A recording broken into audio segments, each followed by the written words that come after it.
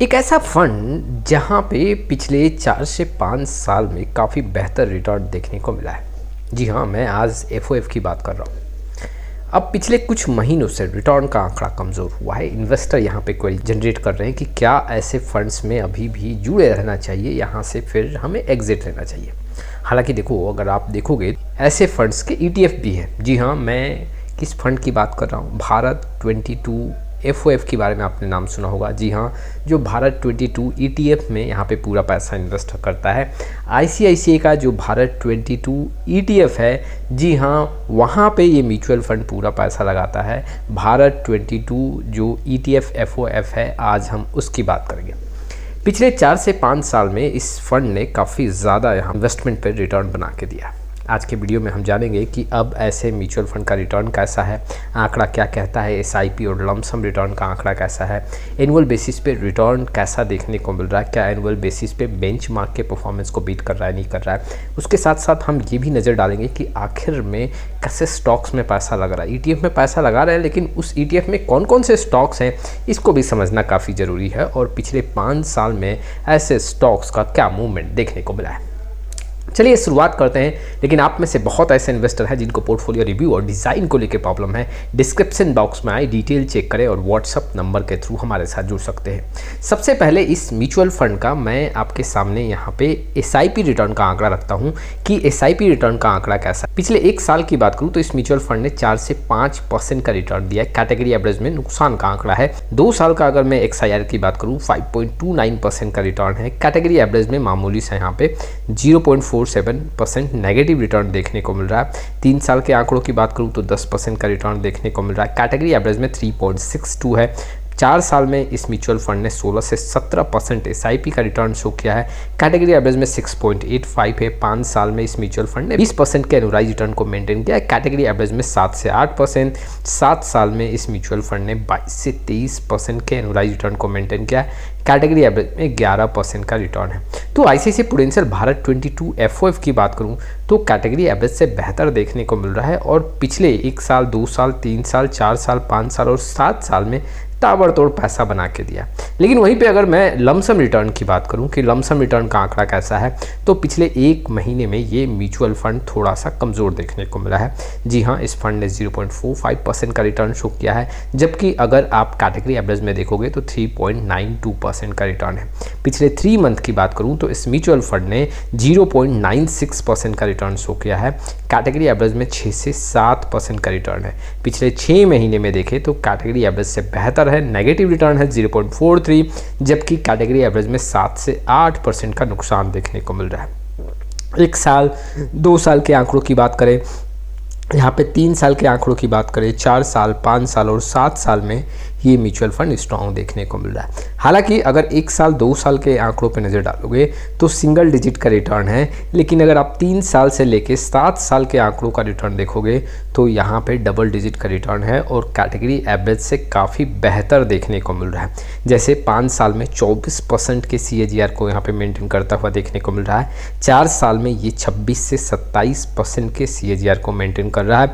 और कुल मिला के अगर आप देखोगे तो लॉन्ग टाइम में आंकड़े काफ़ी मजबूत देखने को मिल रहे हैं। शॉर्ट ड्यूरेशन में आंकड़े थोड़े से कमज़ोर हुए हैं।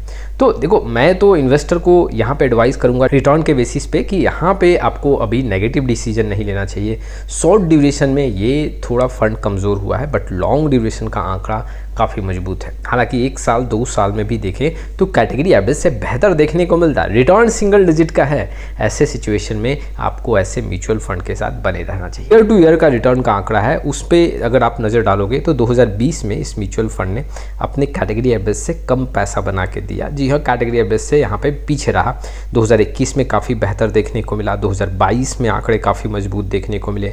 2023, 24 और 25, जी हाँ, यहाँ पे देखोगे तो टोटल 6 साल के आंकड़ों के हिसाब से ये म्यूचुअल फंड 5 साल में बेहतर रिटर्न दिया है, जबकि 1 साल 2020 में कमज़ोर देखने को मिल रहा है। और जो बेहतर है, जैसे कि 2023 में देखो कैटेगरी एवरेज से यहाँ पे डबल से भी ज़्यादा रिटर्न दिखा रहा है। वैसे ही 2022 में देखोगे तो कैटेगरी एवरेज में जहाँ पे 1 से 2% का रिटर्न है, इस म्यूचुअल फंड ने 25% के ऊपर का रिटर्न दिया है। तो आंकड़ों का डिफरेंस काफ़ी ज़्यादा है कैटेगरी एवरेज से। और एनुअल बेसिस बेसिस पे, जी हाँ, ईयर टू ईयर रिटर्न का आंकड़ा देखें तो वहाँ भी मजबूत देखने को मिल रहा है। तो कुल मिला के फंड के परफॉर्मेंस में अभी कोई यहाँ पुअर डेटा देखने को नहीं मिल रहा है। ये फंड अभी भी अच्छा है, इन्वेस्टर को कंटिन्यू करना चाहिए। चलिए कुछ और डेटा मैं आपके सामने रखता हूँ। देखो ये जो FOF है वो भारत 22 ETF में पैसा लगाता है और भारत 22 ETF में करीबन 22 ऐसे स्टॉक्स हैं जहाँ पे पैसे लगते हैं। और अगर देखा जाए तो वो स्टॉक्स कौन कौन से हैं आपके सामने आंकड़ा है। L&T है, ITC, NTPC, State Bank of India, Power Grid Corporation, Axis Bank, Coal India, Oil and Natural Gas Corporation, National Aluminium, Bharat Electronics. ये कुछ ऐसे स्टॉक्स हैं जहाँ पे एलोकेशन सबसे ज़्यादा देखने को मिल रहा है। अब देखो ऐसे स्टॉक्स का पिछले 5 साल में आंकड़ा कैसा है वो भी हम देखते हैं। देखो अगर देखा जाए तो एक्सिस बैंक करीबन पिछले 5 साल में 80% के रिटर्न को शो किया है। कोल इंडिया करीबन 199% रिटर्न बना के दिया। ONGC करीबन 101, नेशनल एल्यूमिनियम की बात करें 307%, बेल की बात करें तो करीबन 600% का रिटर्न है पिछले 5 साल में।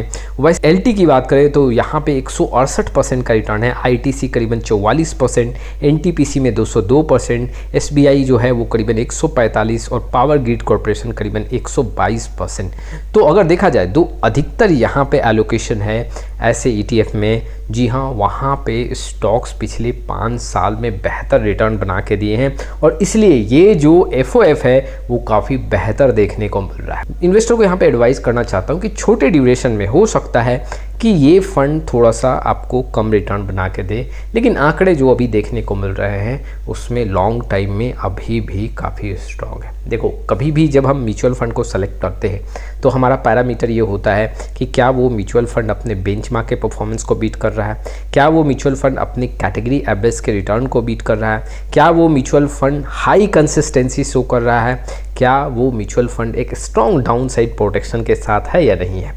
जी हाँ, अगर आप एक कैलकुलेटिव रिस्क लेना चाहते हो तो अब देखा जाए तो ये जो FOF है यहाँ पे बेंचमार्क के परफॉर्मेंस को भी बीट कर रहा है, कैटेगरी एवरेज के रिटर्न को भी बीट कर रहा है। देखा जाए तो यहाँ पे हाई कंसिस्टेंसी देखने को मिल रहा है। 1 साल, 2 साल, 3 साल, 4 साल, 5 साल, 7 साल के ड्यूरेशन में यहाँ पे लगातार स्ट्रॉन्ग डेटा शो कर रहा है। उसके साथ ही साथ अगर हम डाउन साइड प्रोटेक्शन की बात करें तो यहाँ पे ये जो पॉइंट है वो थोड़ा सा कमज़ोर है, लेकिन फिर भी अगर देखा जाए तो ये FOF अभी काफ़ी बेहतर देखने को मिल रहा है। इट मीन्स कि ETF का परफॉर्मेंस भी काफ़ी स्ट्रॉन्ग देखने को मिल रहा है। अब ये जो FOF है यहाँ पे आपको देखने को मिलेगा कि वैसे स्टॉक्स हैं जो लार्ज कैप है, तो investor as a large cap भी ऐसे फंड को रख सकते हैं, लेकिन देखा जाए तो लार्ज कैप फंड से, जैसे कि अगर मैं निफ्टी 50 इंडेक्स की बात करूँ, उससे यहाँ पे ज़्यादा रिस्क है। रिस्क के मामले में जो लार्ज कैप फंड हैं, जो इंडेक्स फंड है लार्ज कैप बेस्ड, उससे ज़्यादा रिस्क है, लेकिन रिटर्न के मामले में डेटा काफ़ी स्ट्रॉन्ग देखने को मिल रहा है। तो ये कुछ इन्फॉर्मेशन थे जो इन्वेस्टर के लिए इंपॉर्टेंट थे। आपका क्या राय इस वीडियो को लेकर कमेंट बॉक्स में जरूर आए।